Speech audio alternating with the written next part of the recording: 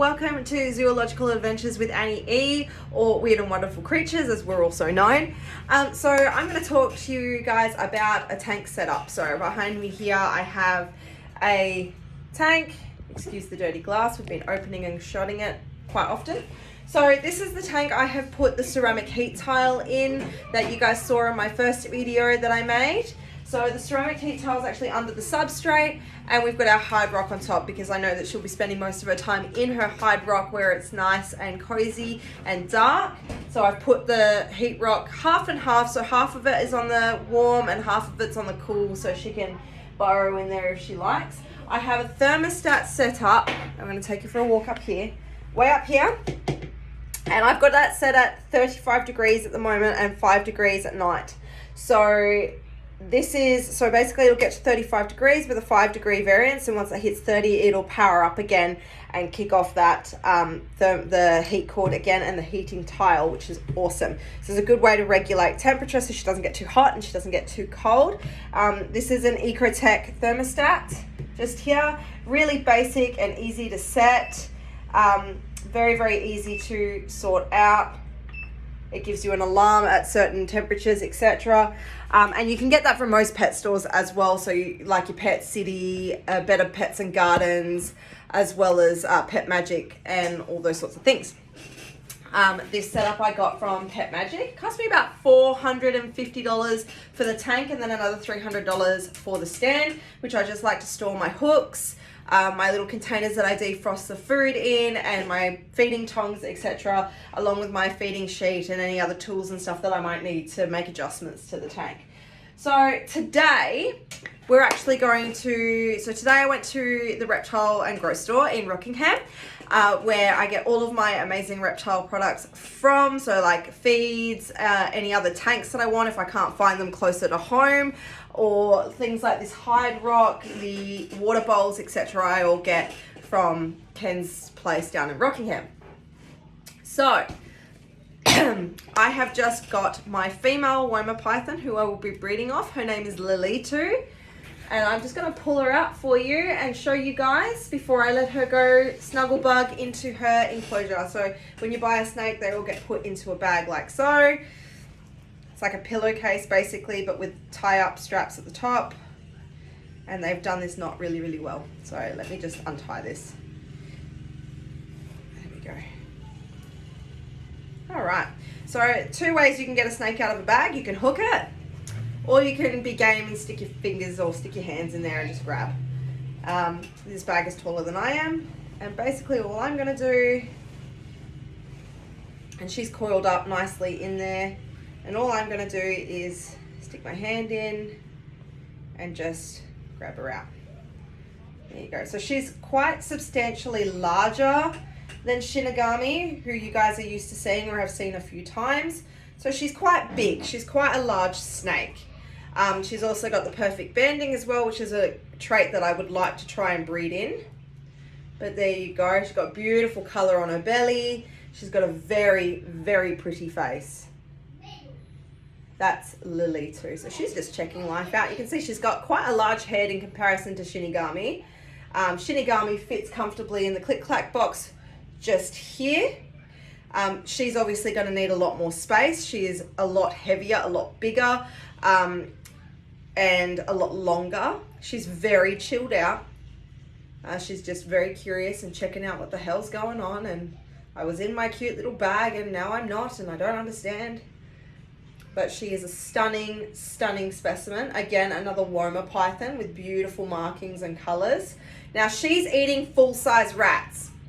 That's huge. So a full-size rat is probably from here to probably where this finger is here. So we're talking a good, 30-ish centimeters from head to tail. And they're quite wide as well. I'm sure you guys know what a full-grown rat looks like. But this is her here. Very beautiful, very good condition, obviously. Most of Ken's reptiles are. Really, really stunning. Really nice temperament. She's quite easy to handle. She's not feisty. She's curious about the cat that's on the floor, but she's just quite happy just chilling out right there. That is your own body. Okay, and she'll just wedge her head somewhere, wherever she's comfortable, and she'll just move around. But she is quite a substantially big snake. And we will be getting some beautiful clutches out of her, so you can see that she's actually quite long. So there's her tail there and her head. I never try and stretch out my snakes straight. It's like forcing them to lay straight. It's actually really not great for their bone structure. But you can see that she's quite big, she's quite heavy, she's quite wide and meaty and beautiful orange on her belly. But we have named her Lilitu, which is a Greek variation of Lilith, okay? Which is conveniently the mother of all beasts. So we will be calling her that because she will be our main breeding female for now. And I reckon her and Shinigami will make some really beautiful clutches. She's a bit curious about what's going on the phone. Hello. That's you, baby. That's you. No. So really beautiful. So now what we're going to do is we're going to let her go and explore her enclosure and see what she thinks. She's just checking it out. She's not 100% certain, which is fine. It's brand new. I'll let you guys have a good look at what she's doing.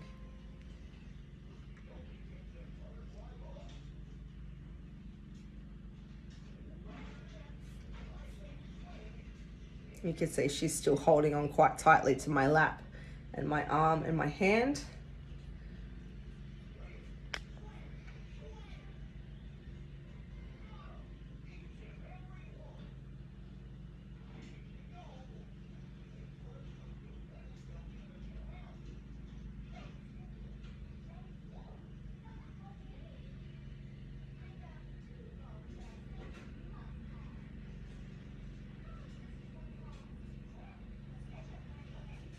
This is also very different ground cover to what she's used to. You can see she's flicking out a lot. Every time she touches something, she's not quite sure.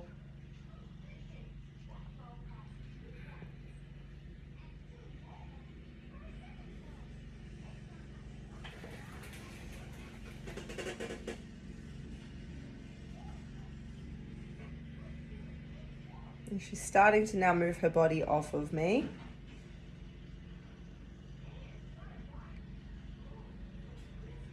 So you notice that woma pythons don't actually have the heat sensors on the side of their head. It sort of looks like little gaps on the side of their head, little square gaps on the side of their head like other pythons do. So it's interesting to watch them because they do a few things a little bit differently when it comes to scenting. Look, she's just happy resting on that, checking it out.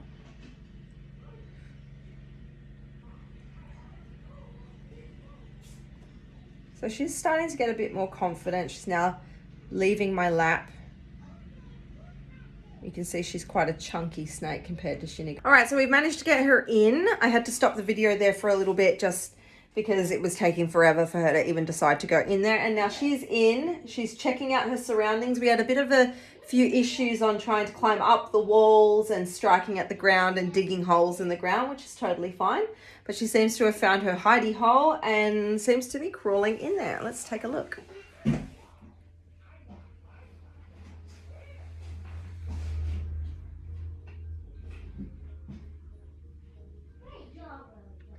She's still sniffing out her hidey hole.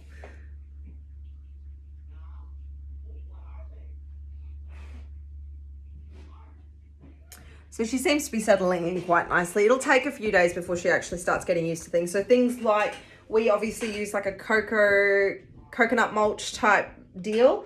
Where she was before, she was on a more of a sawdust, sandy type deal. And then they moved her to a pellet ground cover. We obviously use this cocoa mulch because we find that it's really easy to clean, really nice to get, you know, to get any debris out. It's also very, very easy to change because it's larger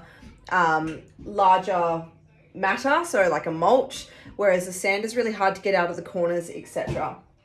So she's seems to be quite happy. It'll take her a few days to get used to it. So she's been striking at the ground a little bit because they're obviously uneven surfaces, etc. she's not used to.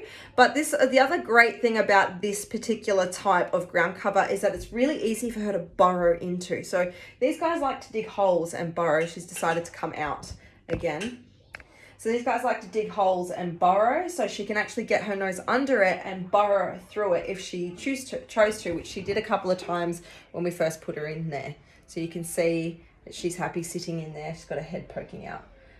And that is, of course, the warm side of the tank as well, which is sitting at a nice 38-ish degrees, which is great.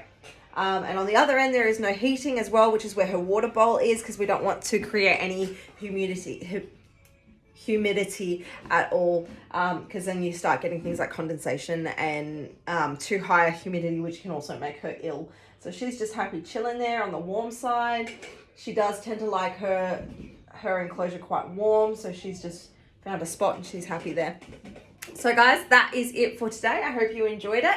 We're going to give a few days for Lilitu to settle, and then I will do a feeding video for you next week. So she's actually due to be fed next week on Saturday, which is great. So they both fall on Saturday feeding days, and of course Shinigami gets fed again on a Wednesday or Tuesday or a Wednesday as well. So we'll see you all soon. Thank you so much for joining us. Don't forget to like, comment, and subscribe. Mwah!